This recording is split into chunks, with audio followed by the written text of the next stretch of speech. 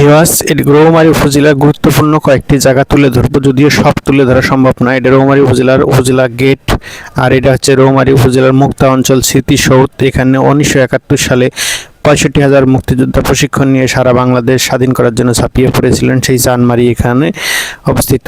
এটা রৌমারী উপজেলার রুই মাছ চত্বর, যেটা প্রশাসনের ভবনের সামনেই এটা তৈরি করা হয়েছে। রৌমারী উপজেলার ভিতরে ঢুকলে এই মাছ চত্বরটি আপনার চোখে পড়বে। তো আরও কয়েকটি গুরুত্বপূর্ণ জায়গা আমি তুলে ধরতেছি। এটা হচ্ছে রৌমারী উপজেলার যে শাপলা চত্বর, যেটা ভোলার মোড় নামে তৈরি জায়গার নামকরণ ছিল, সেটা এখন শাপলা চত্বর তৈরি হয়েছে। তো এটা হচ্ছিল বাংলাদেশের প্রথম পোস্ট অফিস, সেটা রৌমারীতে অবস্থিত, আপনারা জানেন ইতিহাস।